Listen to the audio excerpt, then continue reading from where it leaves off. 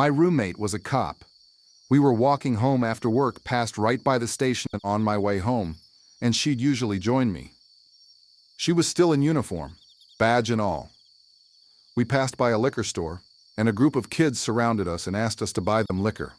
She said, "How old are you?" They said 16, that's why we can't buy it ourselves. She asked them after she arrested them why they'd approach a uniformed police officer of all people. Their answer, "We didn't think you were a real cop because you're a woman." I used to be in a band with one cop. The funniest story he would tell us is that he and his partner were sitting on their bikes in the corner. They were motorcycle cops, doing paperwork. All of a sudden, a truck pulls up to them at the stoplight, rolls down the window and says, "What?" They look at him, shrug and say, "What?" He says back to the "what" louder this time, and they smell alcohol on his breath. The guy totally got himself busted. Got hauled off for a dull because he was being paranoid. I was asked to help keep peace while 2 probation officers searched a guy's house. Before everyone gets upset, in most jurisdictions, you have to submit to a search of your person and your home if you're on probation. During the search, a PO lifted the probationer's mattress and said monotonously, "Wow!"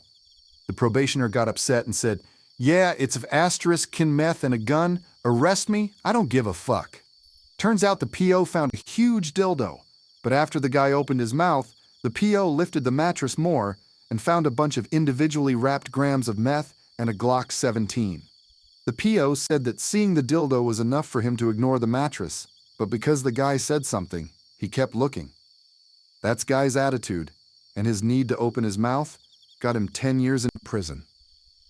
I watched a FL Supreme Court appeal over a murder case. The guy killed several people with a baseball bat and wanted his sentence mitigated because he had PTSD.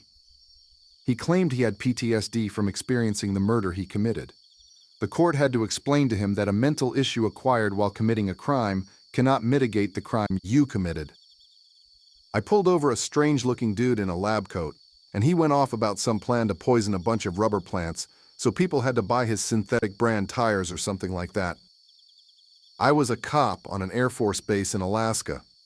3 guys robbed our Class 6 store, liquor store, and we responded to the scene but got caught in traffic at a light on the way.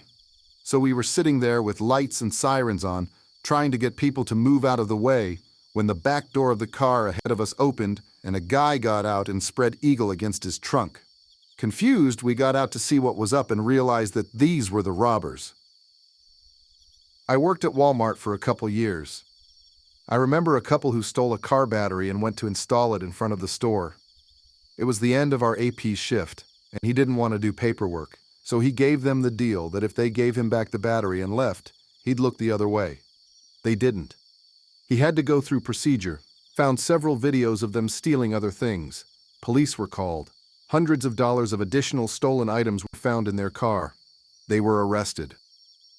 Former criminal defense attorney. I once had a client who walked out of a hospital pharmacy, went straight to a uniformed officer and tried to sell him the Percocet he had just gotten.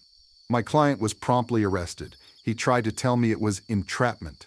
We pled him out quickly. I had a car pass me once. The passenger hung the upper half of his body out of the passenger side window with his middle finger in the air while screaming, "F***CK the police!" He had my attention for the seatbelt violation. I got behind the car and ran the registration. The registration was suspended, the registered owner's driver's license was attached to the registration, and his license was suspended. The registered owner also had 2 warrants for retail theft. I stopped the car and they both started with the free speech thing and how I couldn't stop them for giving me the finger or swearing, which is 100% correct. When I pointed out that I could, however, stop them for the passenger not wearing a seatbelt and for the registration violation, suddenly they got quiet. The driver got arrested for his suspended license and his warrants, and the passenger got himself a citation. The driver's vehicle got impounded. We had a dull accident where a guy kept driving straight into the woods into a tree because his GPS was predicting a future street. He walked back to his hotel room and left his check-in papers in the car. So we go to the hotel and go to his room and knock on the door. He did not have to answer, but he did. He was pretty clearly drunk. I asked him if he had anything to drink since the accident. He did not have to answer, or he could have told us that he drank after the accident. He said, "No, I haven't had anything to drink since the accident. And where I'm from, you have 24 hours to report a property damage only accident. So it wasn't even a hit and run. As I'm locking the guy up, he tells me he's a lawyer. I told him, I hope you're not a defense attorney. But in his defense, he was drunk. Was witness to a domestic dispute outside the store I worked at once. Husband and wife in different cars screaming at each other, threatening, etc. After a few minutes of it, we called the cops, and about that time the wife got into her car to leave. The husband got into his and kept cutting her off, forcing her to the curb.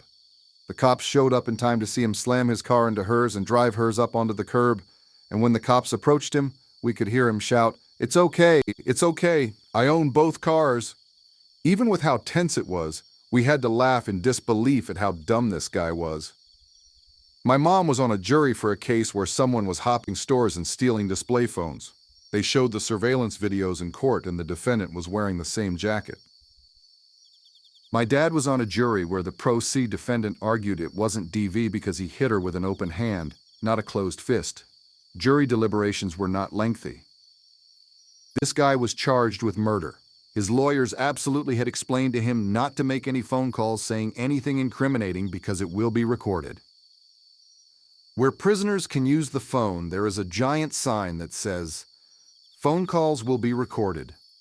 On top of that, before you are able to call out, there is an automated recording that tells you that all calls are being recorded and monitored unless it is to your attorney, which are covered by privilege. He made a call to his girlfriend that evening asking her to hide the gun. I know a cop who went to a report of a guy being mugged. What did he steal? 275 pounds in cash and about 30 10-pounds deals of crack and heroin? Really? Yeah, that did it. Known him years and he's a rival. Cop writes statement detailing what happened and what was stolen. Sign here if that's all absolutely correct and exactly what happened and was stolen. Guy signs. Cheers. You're under arrest for being concerned in the supply of Class A drugs. The cop prosecuted the caller for possession with intent to supply and the guy that robbed him for robbery and possession with intent to supply. My boss had to defend a small-time delinquent as duty solicitor. Before going to court, he asked her what he should do. She explained to him if he was cooperative and truthful, his sentence would be milder. After hearing the case, the judge asked him if he wanted to add something. He got up and explained to the judge, "My counsel told me to be truthful, so I wanted to tell you that I not only did the robbery I'm being heard for, but also several others in the region." He continued to admit to several robberies that had been unsolved yet, and everyone, even the state attorney, were facepalming. Years ago, I was living in South Dakota and went to Michigan to visit family for Christmas. My aunt asked me if the cold weather in Michigan was bothering me. I confusingly told her that the weather in South Dakota is about the same, if not colder. She was shocked and said she didn't remember seeing any cold spells on the Weather Channel in the South. That's when it dawned on me that she thought South Dakota was in the south part of the U.S. because it has the word South as part of the name. My whole view of her shattered at that moment. My brother, 45 years old, once said that if you were looking at the sun through a telescope, I know, a lot to digest there, and the sun exploded, you would know it long before everyone else. My mom said the United States would be invaded by China by the 4th of July. That was in 2021. I bet her $100 that wouldn't happen. Neither of us have brought it up since that 4th of July, and I would rather not, because now she doesn't make such bold claims in front of me, in fear of reminding me she owes me $100. I love my mom, but man, that's stupid. We were watching Jurassic Park, and in the middle of the movie, my mom said, "What are these things? Wild horses or something?" I said to my niece and nephew, who were 10 and 5 at the time, that this was the only time in their lives that she would be twice as old as him. My Sil said no. What about when she is 20 and he is 10? I just looked at her, waiting for her to get it, and she didn't. Then I said that there are 7 years between her and her sister, and when she was 14, her sister was 7, twice as old. Then I said, "How old are you right now?" 42. "And how old is your sister right now?" 35. "So you are not twice as old as her." She paused, and then kind of got it. Kind of.